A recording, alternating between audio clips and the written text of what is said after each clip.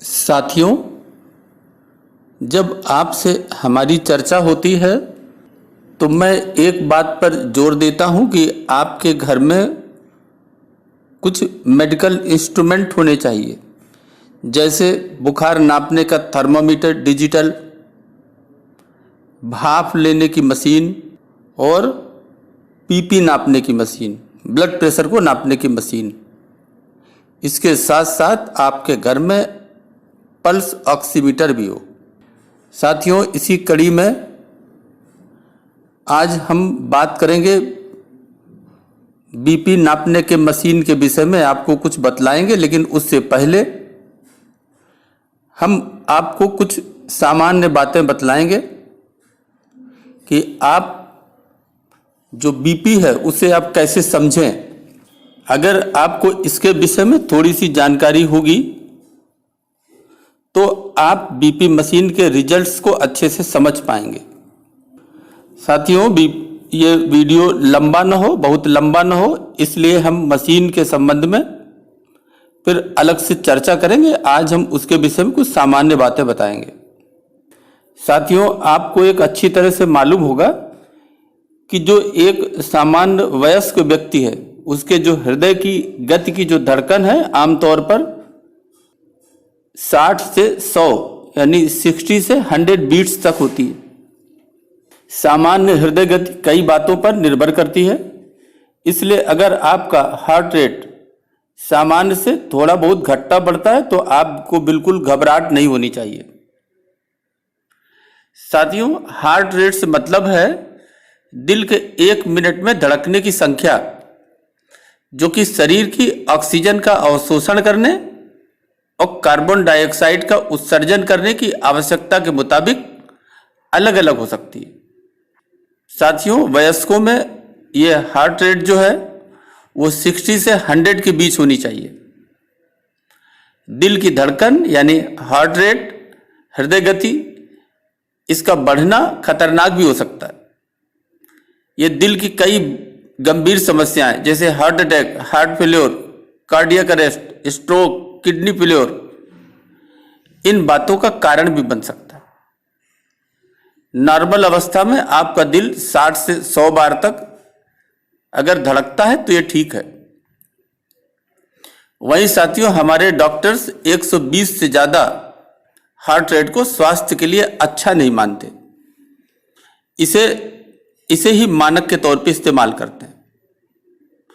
साथियों, ये आपके उम्र के हिसाब से भी निर्भर करती, डिपेंड करती है ये आपकी हार्ट रेट। जो नवजात बच्चा है 0 से 1 महीने तक जो शिशु है उसकी 70 से 190 तक होती है, यानी 70 से 190 बीपीएम। 1 महीने के शिशु से 11 महीने के शिशु तक 80 से 160 बीपीएम। 1 साल से 2 साल के बच्चे की 80 टू 130 बीपीएम। 3 से 4 साल के बच्चे की 80 टू 120 बीपीएम। 5 से 6 साल के बच्चे की 75 टू 115 बीपीएम। 7 से 9 साल के बच्चे की 70 टू 100 बीपीएम और 10 साल से बुजुर्गों तक 60 टू 100 बीपीएम। साथियों, कुछ दवाएं भी हैं जो आप अगर बीमार होते हैं और आप उन्हें लेते हैं तो वो भी आपकी हार्ट रेट को बदल सकते हैं। इसमें कैल्शियम चैनल ब्लॉकर्स आपके दिल को थोड़ा शांत कर सकते हैं, यानी आपके उसको कम कर सकते हैं, जिससे आपका दिल धड़कता है। साथियों, जो दिल के रोगी हैं उनको बादाम, अखरोट, काजू आदि का सेवन बहुत फायदेमंद माना जाता है। इसके अलावा रंगीन फलों और सब्जियों का सेवन भी अगर आप रोजाना करते रहें तो आपके लिए बहुत फायदेमंद होगा। साथियों, जब आपके शरीर में इलेक्ट्रोलाइट संतुलन बिगड़ जाता है तो आपकी हृदय गति में वृद्धि हो जाती है। यहां तक कि जब मैग्नीशियम, कैल्शियम और पोटेशियम इनमें गिरावट होती है उस समय भी आपके दिल की धड़कन बढ़ जाती है। साथियों, इसी को जानने के लिए हम मशीन का उपयोग करते हैं।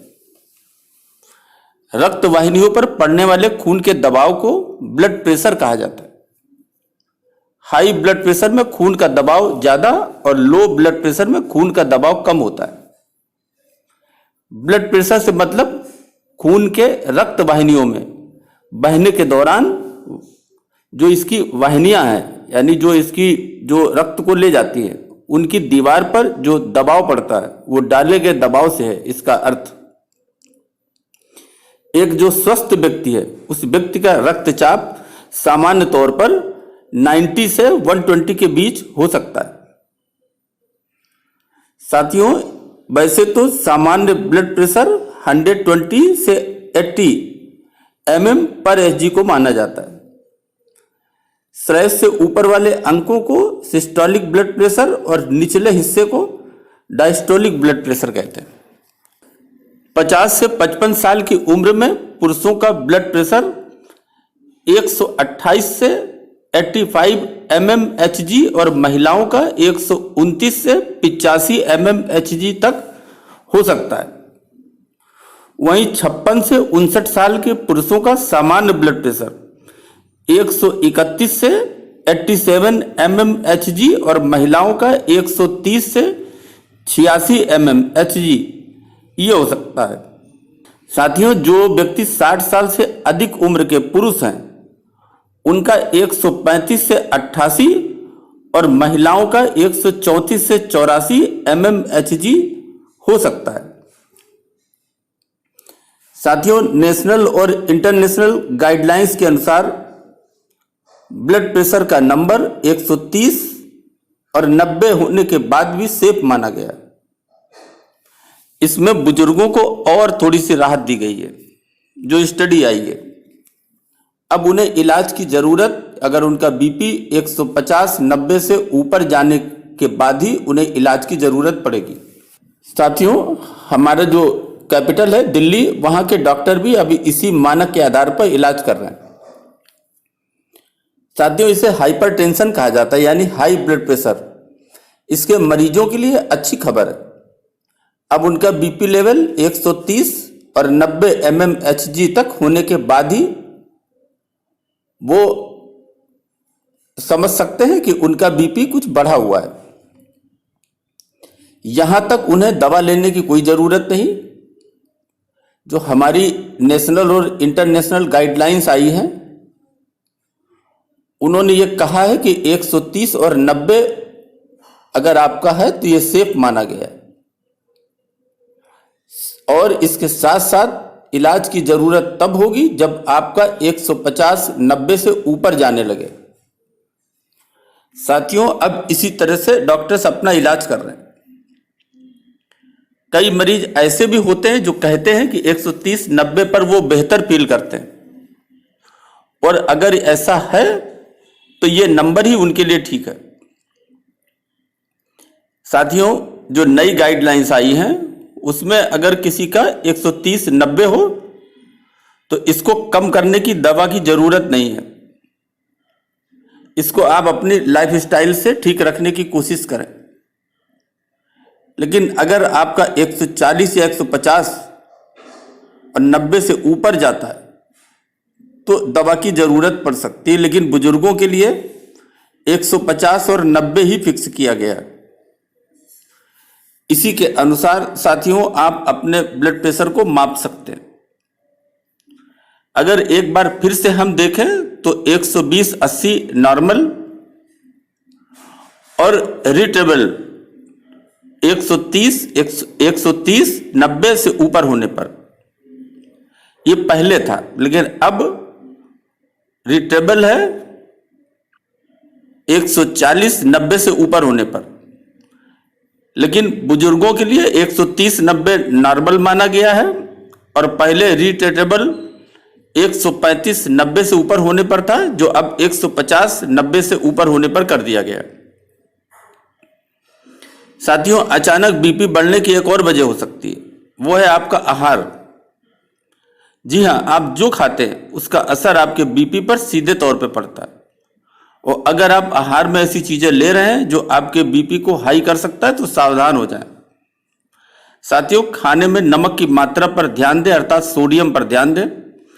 आमतौर पर नमक की अधिकता बीपी बढ़ाने के लिए जिम्मेदार होती है। ऐसे में आप सोडियम की खुराक कम करें, हेल्दी डाइट लें, और पोटेशियम से भरपूर आपका जो भोजन है उसको आप बढ़ाएं। योग प्राणायाम व्यायाम को अहमियत दें। इसके अलावा नियमित रूप से आधा घंटे टहलने से भी लोगों को काफी लाभ होता है। तो इस प्रकार से साथियों आप अपने खान पान से अपने बीपी को ठीक कर सकते हैं। और जो बीपी से आप माप करेंगे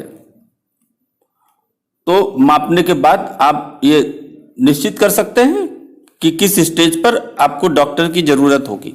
तो साथियों जब आप बीपी मशीन से बीपी की जांच करें, बीपी को नापें, तो इन बातों का आप ख्याल रखें। आप ये डिटेल्स डिस्क्रिप्शन में भी देख सकते हैं और आप इसको जानें और समझें। आपके लिए बीपी मशीन का उपयोग जो है वो आसान हो जाएगा। अभी के लिए बस इतना ही। धन्यवाद।